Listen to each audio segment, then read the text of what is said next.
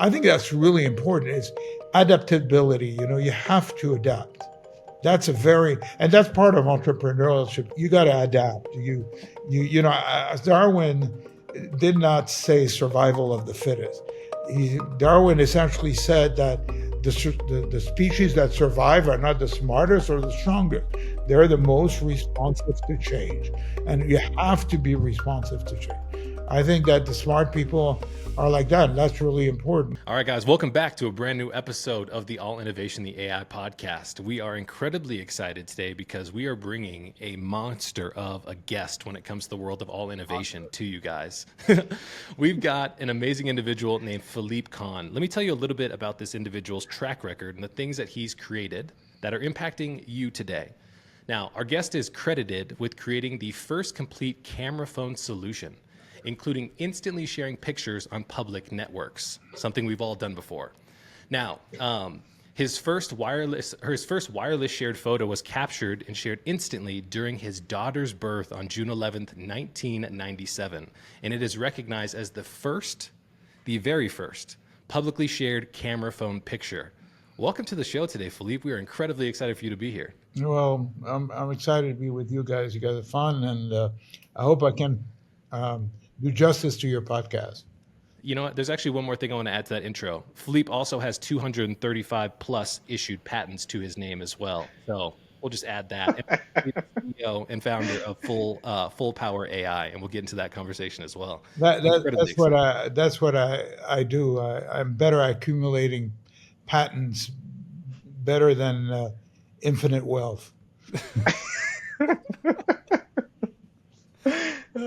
Well, Philippe, to kick us off, I'd love to have you talk a little bit about what you're most passionate about having a conversation like this. Like, what do you want people to take away from the conversation that we're about to have today? I think what's really the only thing I have to share is that, I believe in progress. I believe that tomorrow can be better than today, and that a lot of it is depends on what we do, no matter what the adversity. Of course, there are extreme cases, and I think that's what's really important to me in general, and that's really how I lead my life. I think it's really cool for us to kind of level set and create a little bit of, I would say, connectivity between ourselves here and the podcast guest or the podcast audience who's watching and listening today. So Philippe, for everybody who kind of hears your introduction, 235 plus issued patents, the creator of the first complete camera phone solution, you had to have come from a family that had infinite resources that put you in a corner someday and said, hey, start tinkering with all these pieces of technology, right? Yeah, that's right. I mean, my family had no education, but they were self-educated. Um, my grandfather was a cabinet maker and during days and a musician at night, and he was better at playing chess than a lot of people I know, and that's how I grew up. Working in the cabinet shop, doing what needed to be done, and trying to keep up with his chess playing and learning music from him. And he's a guy who never went to school, but he could extract the square root on a piece of paper, which most professional mathematicians don't know how to do. Wow. Well, other than your grandfather, we know that your mother also had a huge impact on you as well. In our previous conversation, you shared something with us. You said, at one point in time, Mom told me, I'm not the most handsome, I'm not the smartest, but I can outwork everybody. What did that mean to you and why she said that meant a lot. I mean, my mother was the daughter of her father, and she grew up that way before I did. And she went through a lot of adversity. She was a concert violinist. She was a professional musician and a singer, and it helped her, survive in general. And that's what she told me every day is you're not the smartest, you're not the best looking, but you can outwork anybody if you try. And that became kind of my motto in life, as like, I'm not going to let anybody outwork me or anything like that, and I can do that. So Philippe, what did the first entrepreneurial venture look like for you? I know everyone gets their start, tons of failures in the beginning, and then you start seeing success. What did those early days look like with your first venture? Well, to be fair, I grew up in a cabinet shop, and the only way they could make ends meet was to sell more cabinets. And so I grew up that way, working in the cabinet shop. We never went on vacation. We worked through the vacation. And so I learned entrepreneurship that way. And my grandmother held the books, and she could use an abacus, and she that's what she did. And she worked with my grandfather. And when all the other kids went on vacation, we were working because we needed to deliver something after the summer, or whatever it is, in order to make ends meet. And if they couldn't deliver a chair, or a set of chairs, or table, or a bunch of cabinets that would be installed in a apartment somewhere in Paris, then there would be no movie theaters and stuff like that. I mean, that's how it worked. So I learned that way from them, and basically, that's how we they ran their business out of a shoebox, and you spent only what you got, and that's how that's how I learned. And then when I got into high tech, obviously I didn't know anything about business, so I figured I'd run it like my grandfather's cabinet shop, and that worked. So, how did you decide to kind of go into high tech? Was there like an aha moment where you saw what the future was going to look like, or you made an informed guesstimation of what the years were coming to be? Or what was that like for you? I wish I was that smart. I wasn't. My mother told me, my, my mother told me, you can be an engineer, you can be a medical doctor, or you can be a lawyer. Make a choice. I said, okay, I'll be an engineer, and that was it. Wow. So, how does somebody go? I want to kind of articulate this journey for the podcast audience. So, how does someone go from being like the grandson, right, of a cabinetry individual, then going into high tech, and then coming across being able to stand up the first camera phone solution? What was kind of the discovery process like? And was that an aha moment for you as well? There's a lot of aha moments, but you have to think about the fact that the aha moments come from a continued process. I mean, to describe my process in general, um, I got very interested in science since high school. I was very lucky to be in a very good public high school, and it worked out great for me. My mother, I got raised by a single mother, but she passed away when I was very young, and I was lucky that she was a member of the French Resistance during World War II, and her her her superior, she was a lieutenant in the French Resistance, uh, and her superior took care of me financially and allowed me to go to the university. And so the process of curiosity got me much more interested in science all the time. And I really had no choice. And when people said you had a choice, I had no choice. I mean, uh, basically, she passed away when I was 15, and I had to do something. And she was a single mother. And this person, who was a wonderful person, at her funeral says, I'll take care of you if you do a good job and you get great grades and all that. Then I never thought I had an alternative. That's the way it worked. And and I wish I was that smart to say, oh, I could see it and I had this inspiration. It's it's I think that led me to to curiosity, science, and innovation. But did I think about it on day one? Absolutely not. I'm not that smart. In our previous conversation, you talked a little bit about how business is, part luck, part skill, part timing. And we talked about the complete canvas phone solution that you had created, and part of it was being at the right place, right time. But even then, it felt like you were early because the people that you were running around trying to tell the story to, like, hey, this is the next big thing, didn't quite respond the way you were hoping. Yeah. Can you tell us a little bit about that journey? Well, that's true. And I think, if you're building something, you're an entrepreneur, you got to think that what you're thinking about is not going to be obvious to everyone, because if it was obvious to everyone, everybody would do it. It's the same thing about business books. If there is a recipe to make a business successful, then nobody would be successful because everyone would do it, and then there would be no opportunity. And so the point about entrepreneurship and building something is that it's going to be somehow different, and it's not going to be what you think initially. And I think I call it a series of link recoveries. You just go from one thing and it works and it doesn't, and in science we call that successive approximations. It's like there's very rarely in science and mathematics or in physics something where you have a formula and that's the answer. That doesn't work for complex problems. What works is successive approximation. You approximate, then you get the better next thing, and then a little better and a little better. And so I think business in some ways work that way, at least entrepreneurial businesses. When you have, large companies that are already successful like Google or that, then that's very different. Then you're dealing with an enterprise, and then it's a management problem. But when it's an innovation problem and it's a creation and entrepreneurial challenge, you got to do it in a slightly different way.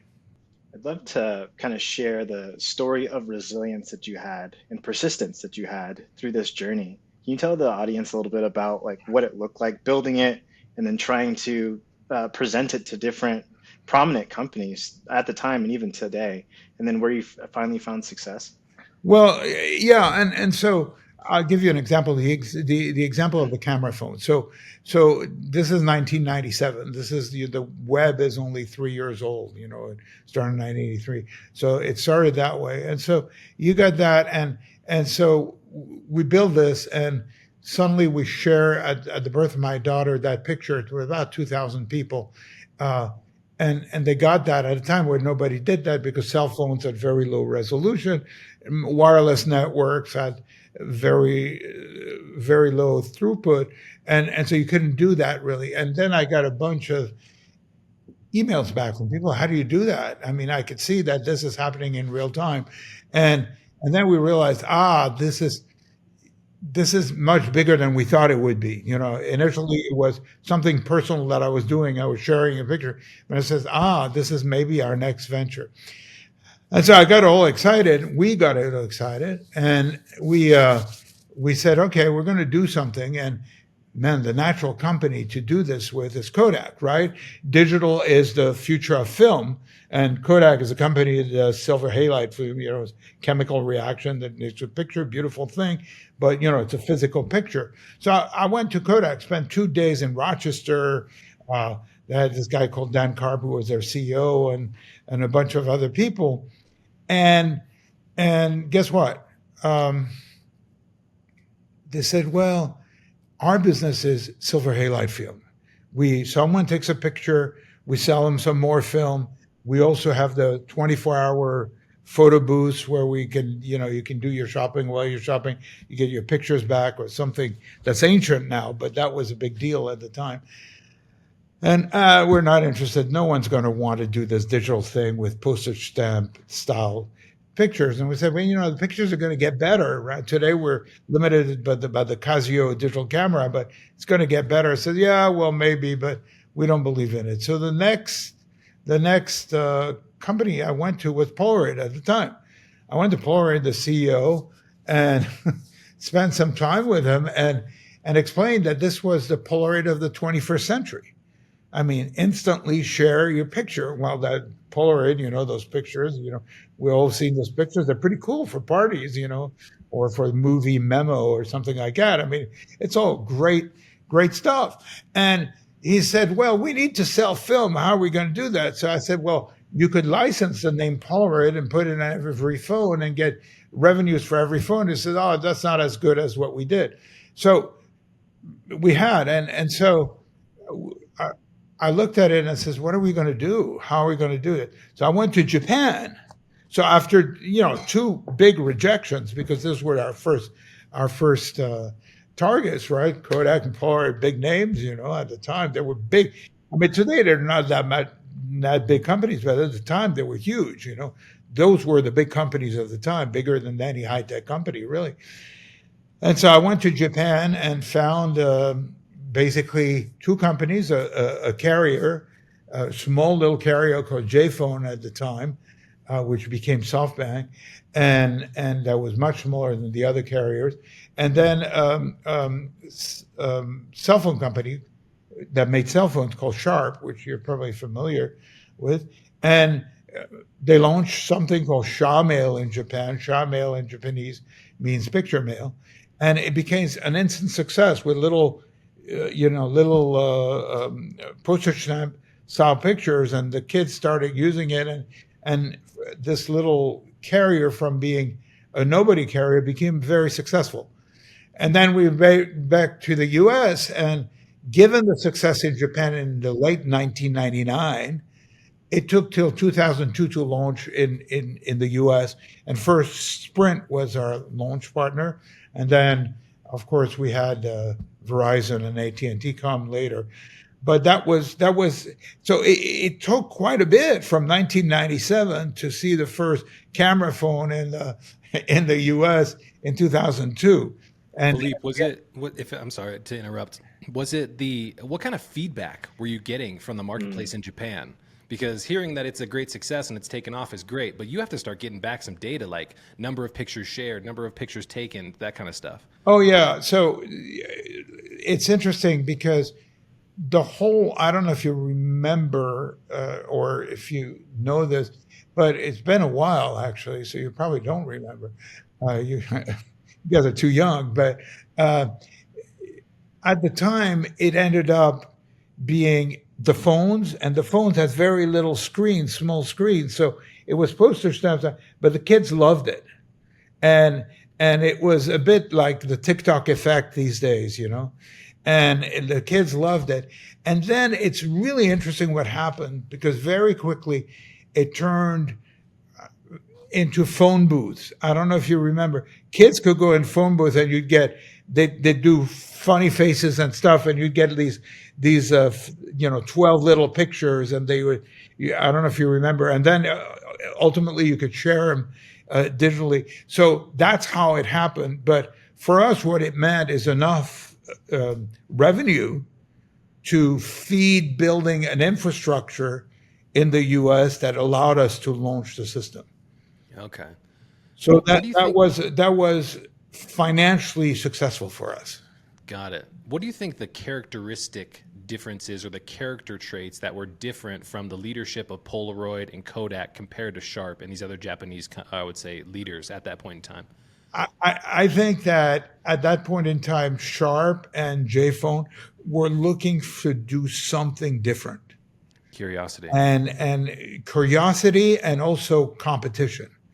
And NTT was a huge gorilla over there, and no one could compete with them. And Sharp had an idea, that little first phone was very innovative. There was a little mirror on it, so when you took a picture of yourself, you could see it in the little mirror. The selfie mirror. That's great. That little convex, little bumpy silver. So it was a very little innovative thing done by a bunch of their engineers who were really excited about the opportunity. It was a bit of a skunkworks project, because Sharp was not that, Sharp at the time was really big into calculators, but the calculator market became, a race to the bottom where, it became cheaper and cheaper. But the phone business started being interesting. And of course, at the time, the gorilla in the room in the West was Nokia, that was taking over for Motorola, and that was that motivated a company like Sharp, and they were very innovative people. I mean, it was. And to be fair, also I had good contacts in Japan, because my prior business, I had done a lot of work with programming languages and stuff like that in Japan, and I got along well a lot, and I spoke just enough Japanese to get the respect out of people. So that opened the doors a little bit. Wow. for all the founders out there who are kind of geeking out right now over your story, if you're open to it, what did the revenue numbers of this venture look like? And did you exit? Do you still own part of the company? What does that look like for you? Now, I'm not sure I understand the question directly. The revenue numbers of what? The for the invention that you created. So when you went out to Japan, you started licensing it to the carriers out there, and then you brought it to the U.S. Yeah, what kind of numbers we were talking about in dollars? Yeah, yeah. Just Oh, curious. yeah, as an innovator, I never think that way. Yeah. About the opportunity, the way I think about it is we'll get something really cool going. Eventually, the numbers will come in. I always tell people if you're just trying to make money, I have advice for you. You go in your basement, you build a machine to print notes, and you make money. But that This is not legal advice for anybody who's listening to the podcast. I don't know how to do that, but what I know how to do is to add value, do something like you guys do. You guys build something that people want to listen to and think. It's the same idea, right? And so I never think that way before. Oh, how much, how would I always think, is this something that's really filling a significant niche in the market, something that people don't have, that I can do something really special that's better. That's how I think about it. And at that point, we knew we had something special. So it's a psychological process. It's always a problem. You go with you have a discussion, a business discussion with someone, and you're on two sides of a negotiation, right? And so, as a small guy, a small entrepreneur, you think you're always afraid in the background of a bit of rejection, but at the same time, you got to go. It's like dating, and it's the same idea. Rejection is a big potential outcome, and so you have to modulate and see. Well, I'm this is what I need. If I can get that, I'm happy, and that's how it works. And for me, that's how it always works. I'm probably not the best at maximizing the value of what I build. It's the answer to that question. Well, I think everybody else is pretty good at maximizing how we utilize what you build, because there are literally billions of cell phones today, including ones that are in my reach, that all have a camera phone system on them. And so being somebody who kind of tipped that initial domino, Philippe, we thank you from the bottom of our heart for making that something that was possible, man. Well, thank you for saying that. Yeah, when you're always early, I have no complaints, by the way. I'm very happy and I'm just fine. I'm very successful, but that's not what drives me first. The financials are not what drives me. Of course, it's important to be successful financially, but that's not what drives me. So here's a question. So we go through the chapter early, right? And this is one of the inventions that we're talking about, which is one of 235 plus patents, right, that you currently have. But we also recognize that you also kind of saw a trend when it came to the world of artificial intelligence. And there's a famous album out there by an artist today named Billie Eilish that has a song called Where When We Fall Asleep Do We Go? How are you using AI to be able to help us understand that type of question?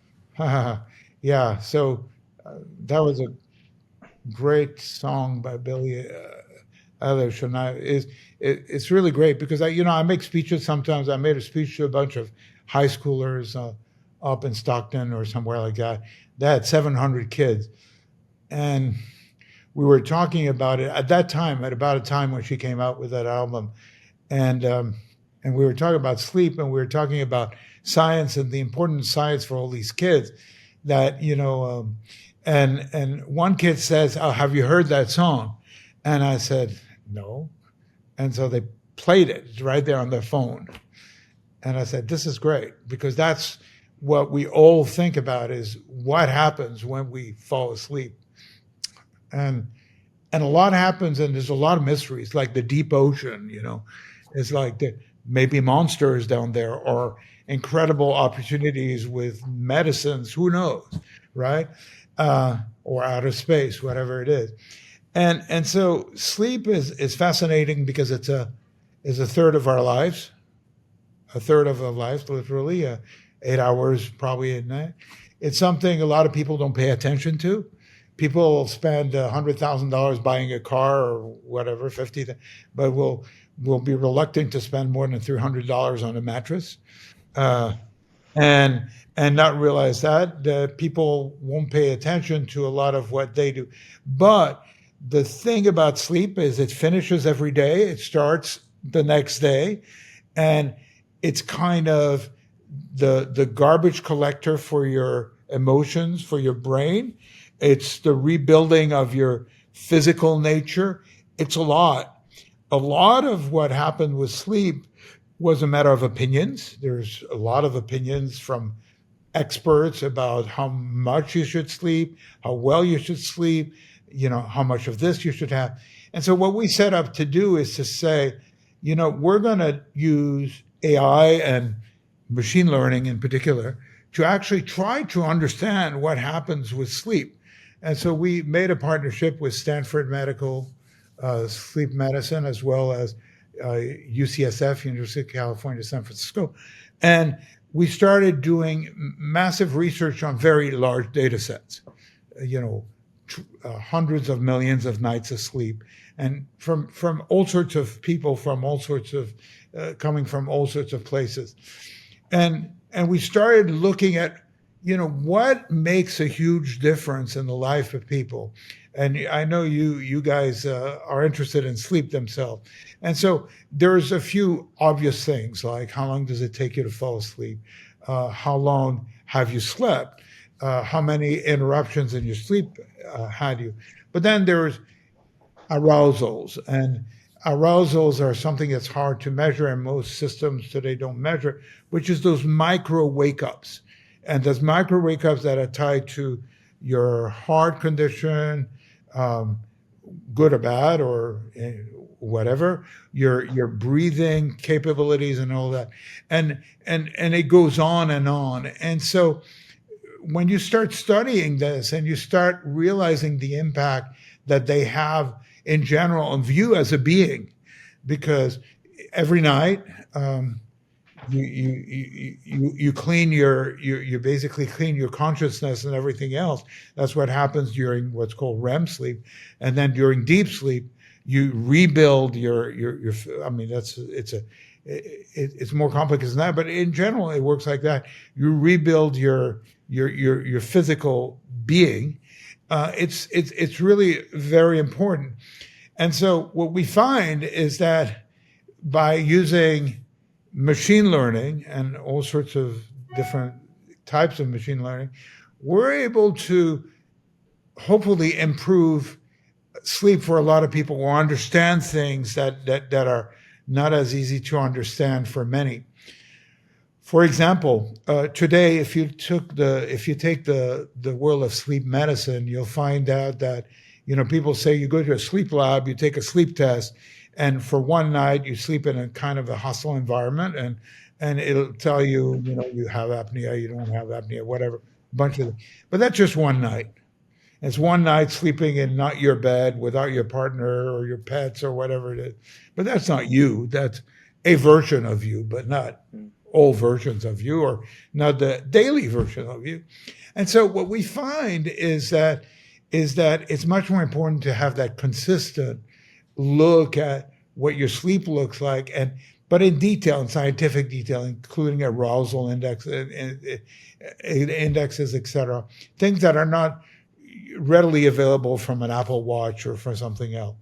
And so we built a system that we're deploying right now with sleep medicine specialists, in particular one in the Silicon Valley, that seem to be very helpful for these specialists to keep on monitoring people in their home, as opposed to simply, one night in a sleep lab. And I think it's very important. And we tie that to longevity. A lot of people want to live longer. Living longer is one thing, but lifespan and health span is more important. A lot of people want to live healthy, but don't want to be sick and live a long time. That's a hard life. And so perhaps we can help through the understanding of sleep and improving sleep, bridge some of the gap between health span and lifespan, and help people get better lives. I mean, that's my long chat about sleep. Yeah, it really is about quality of life. I would completely agree. So I'm kind of curious. You're looking at this massive data set. You said hundreds of millions of people. Is that correct? Hundreds of millions of nights of sleep. So that Nights of sleep. it to hundreds of thousands of people. Yeah. Okay. What in the data maybe surprised you as you were kind of combing through all of this? What surprises us is that one of the things that surprises us is statistically from at least our data set, but we think it's true, about 1.6 people out of 2 sleep with a partner. And the impact of partners sleeping together can be significant. Especially we talked about those micro wake ups and all that, whether it's snoring, it's people who have rest leg syndrome, all sorts of different things, people having different fragmented sleep, going to the bathroom, people.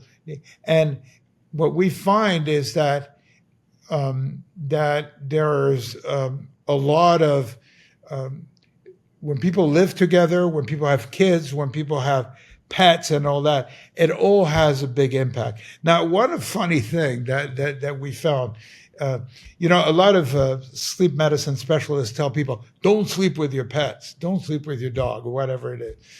And what we find is that it's a bit of the opposite. Yes, the dog may disrupt a bit of your sleep, but people fall asleep faster. People have more deep sleep and better REM sleep because they feel more secure and more loved by the pet sometimes than by their own partner. But that's a different.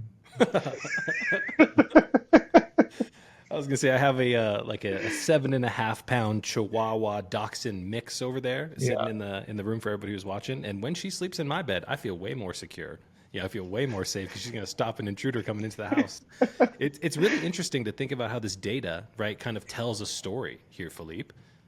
Oh yeah, that's what you just said is absolutely true. That's what we find, is that it's amazing the importance of the emotional side of our being into our sleep. I mean, and people say, you should not look at your phone when you fall asleep. You should not listen to music. You should not listen to that, do that. But the reality is that it's all about your emotional state. And whatever your emotional state you are in is going to condition your whole sleep. You have to think about sleep like space travel. You're going to space travel for 6 hours, 7 hours, whatever, 5 hours, whatever you sleep. And if it's a good trip or it's not, and it's just as simple as that. And you don't truly control it. There's people who think they control it, but you don't truly control it. There's all these dreams and nightmares and physical things that happen. It's a fascinating world.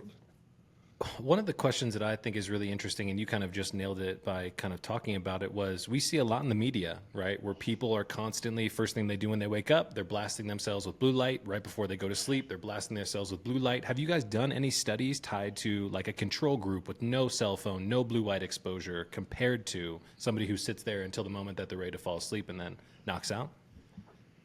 So we haven't done that exactly like that. Says, here's a control group, because it's not as easy as you think. And here's the challenge with measuring sleep. It has to be with a lot of people because sleep is never the same.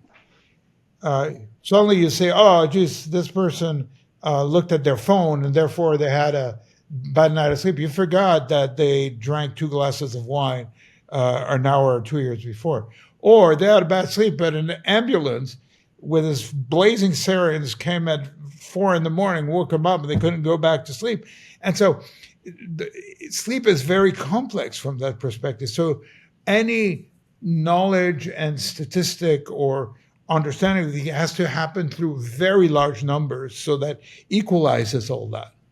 But it is what we believe is true is that a very good measure of your quality of sleep is how long does it take you to fall asleep? And what we see is that the more people use their phones, and et cetera, the longer on average it takes them to go to sleep. But this can be moderated by putting your phone on a night mode. Contactless. You know, Yep. both both the iPhone and Android have that, and or wearing those glasses that protect against the so-called blue rays or whatever those are called, and so all that could. But I think what's really important is maybe more important than whether your phone's on or not is what you're watching.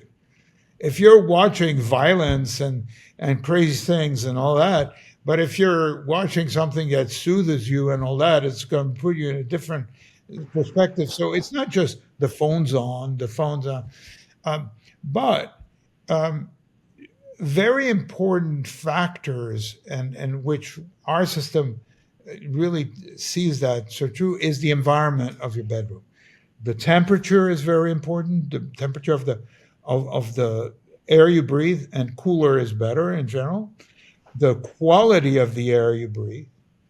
It's like the quality of the water you drink. If you stop breathing for 2 minutes, you're dead or close to. Uh, so air is like water; it has to flow, it has to be clean, etc. People sleep with all their windows closed and all that stuff. They don't. We can measure that. As you sleep, the amount of carbon dioxide in your bedroom increases significantly, and then people go, oh, their sleep get disturbed, but they don't really know why.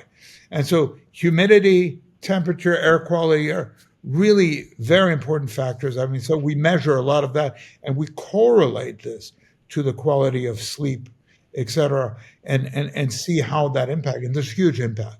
It may be more impact of this than whether you look at your phone before you go to bed. Well, depending what you look at in your phone. But we find that, people should sleep in a bedroom if possible between maybe 60 and 68 degrees Fahrenheit. And anything warmer, you're not going to get as good sleep, quality sleep. And so that has an impact on people because you find that people from, like when you have a couple, usually the female likes to sleep warmer and male likes to feel colder. And then it's good for The both. the age old dispute. Literally. We've all been there. And so one way or another, right? The Yeah. two partners and the partners, uh, whatever their sex is, they usually are different, or not usually, but more often than not. And so you still want to breathe a clean, cooler, uh, moderately humid air, uh, and then you have to be able to modulate the temperature of the bed. So some people use one of those under mattress, under things. Yeah, that's what I use, Philippe. I've got an 8 Yeah, sleep pod that goes over the mattress, yeah, tracks some of the something HRV, like breath that. rate, that type of stuff, but also adjusts heat. And so I was able to get past my girlfriend and saying, hey, my side's going to be cold. You heat it up how you want to. That's That exactly separate right. environment. So there's yours is one Tempur-Pedic has one called Active Breeze, which has fans underneath that can blow up cold or warm air. Exactly the same idea. The idea is that people can sleep at different temperatures that fit them, but still you're breathing quality and cooler air, which helps in the quality of sleep. Philippe, I got to ask for everybody who's listening and watching today, what is your sleep routine? With having all this information at your fingertips, have you optimized kind of what your sleep hygiene process looks like? My sleep routine sucks. Okay. Almost expected you to say that, honestly. So don't listen to me. Listen to what I say. Listen to the data, not to me. I sleep in shifts. I sleep for 2 or 3 hours, then get up and work for an hour or two, or do something, whatever I do, and then go back to sleep for 2 or 3 hours, and do that probably 3 times, And so I end up getting quite a bit of sleep, but I sleep in shift. And it turns out that a long time ago, before the Industrial Revolution, a lot of people slept that way. Uh, Mm. but um, that's there's a lot of evidence of that, and it makes sense. It turned out that you find that in literature and old days and etc. But that's what works for me. I get a good sleep score from our monitor, but I don't sleep the way that most sleep specialists would say. Oh God, you have fragmented sleep. Yes, I do, and it works for me. And So, if I'm tired, I will take a 25-minute nap, on my recliner or on the floor in the office or whatever. But I will do that. I really believe in power naps. Yeah, Yes. I think that's the very few things you can to re. And when people, where life happens to us, for heaven's sake, no one can sleep 8 hours every night perfectly. If you have kids, pets, uh, parents, whatever it is, life happens to us. I mean, they're gonna get some emergency or something like that. So you have to learn how to manage that. You can't say, "Oh my God, I didn't have my 8 hours uninterrupted sleep. I'm going to die," or something.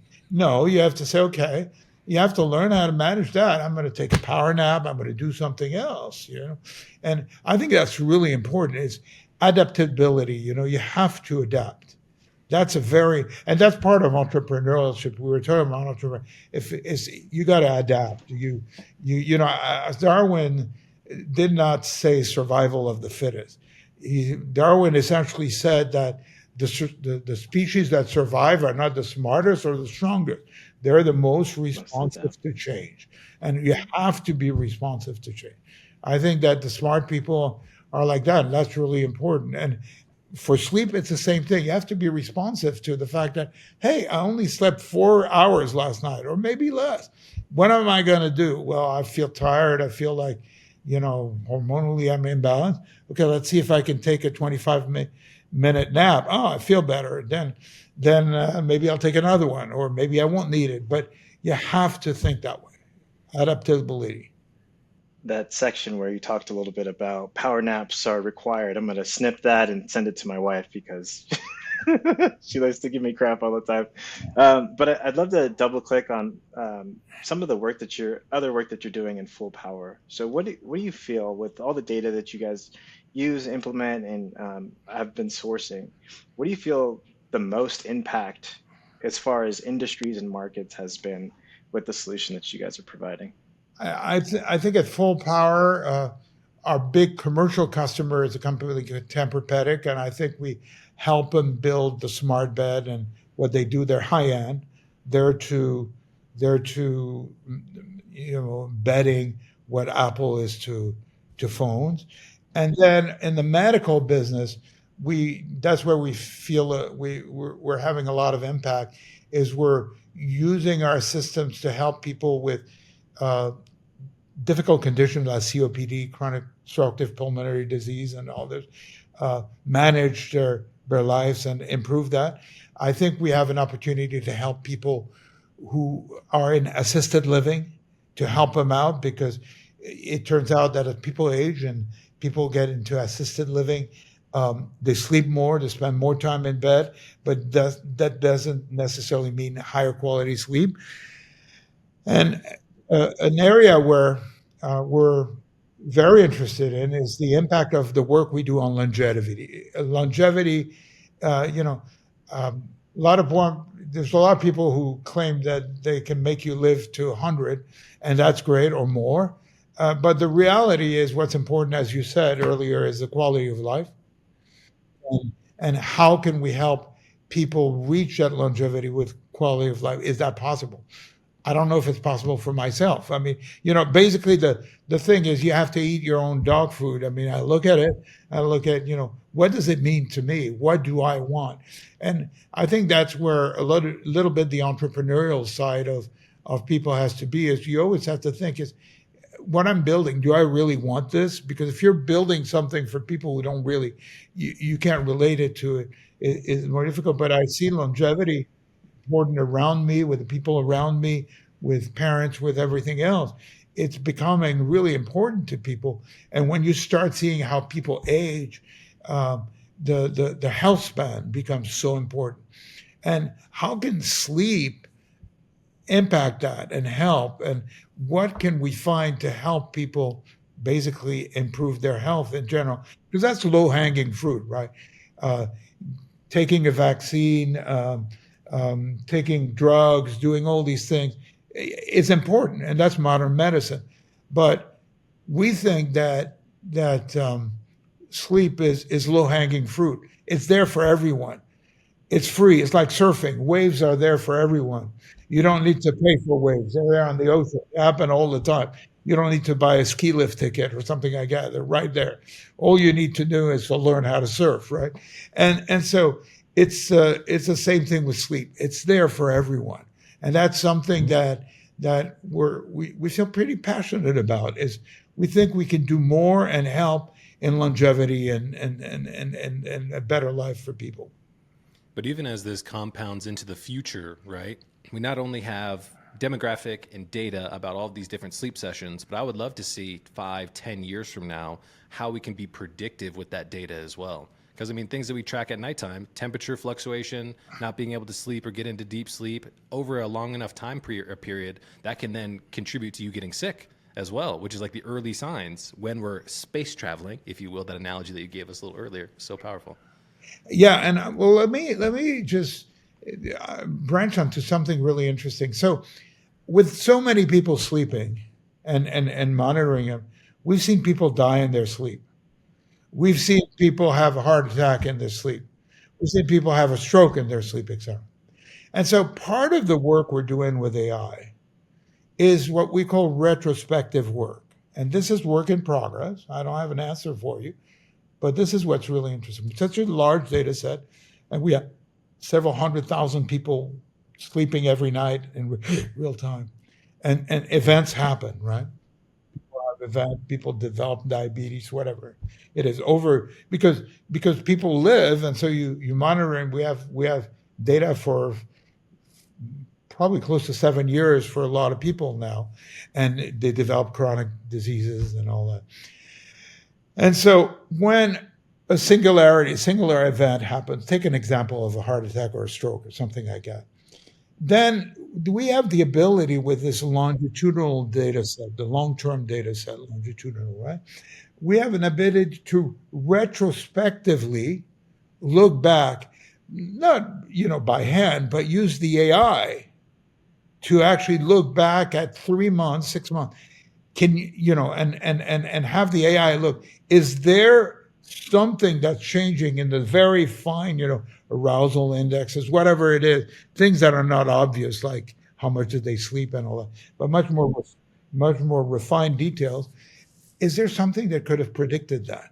And if we can do that for enough people, then is there some method that can be derived to understand that? And can we have some early flags that could help actually avoid that, or a predictive system? And that's, AI is about making predictions, really. Uh, and if you make good predictions, it's great. If you make bad predictions, it's not very good AI. And so that the whole idea is that, so that's how we see our contribution to the world of sleep, is the ability ultimately to retrospectively to be able to predict things and help people have a better health span. You're like an archaeologist of our sleepless nights, going back and looking at the signs, you know what I mean, and being able to predict what the future looks like. Very powerful. Yeah, it's a retrospective thing, and I think that's really important. A lot of people talk about AI, how it helps them write things, and this is all pretty trivial stuff, and useful stuff. But what we're trying to do is a little different. Is actually use AI to hopefully do something that'll help a lot of people, for better health or a better health span. Wow, what a powerful, powerful mission that you're on. I'd like to transition a little bit and touch on, how do I best say this, kind of the state of the world and social media. Because part of well, our early conversation, we talked about how you created, how you were the inventor of the first complete camera solution. And what that turned into today is so many different things. I'm curious your take on being the person, as Keenan said, that pushed the first domino, and your thoughts on the evolution of social media today, things like Instagram, especially the picture focused mediums like Instagram and Facebook. Well. That's a loaded question. It's like I feel the same way about AI, and I know it's controversial, but and it's hard to have an opinion about these things without upsetting half of the people. So, but I'll give you my opinion, and now half of the people will be pissed at me, but I think that social media and AI are no different than guns or cars. You couldn't imagine that anyone could drive a car without a driver's license, without some speed limits and whatever it is, because people would just it would be impossible. It would be anarchy, right? Same thing with guns. I mean, because we've let people buy any kind of gun, bazookas or whatever. You guys are in Nevada, you can buy about anything. You can buy a tank probably in Nevada, and you let people do that, and it's really problematic. And people say, well, it's limiting freedom, but I think social media has got a big problem. There's a big difference between, in my opinion, freedom of speech and hate speech. And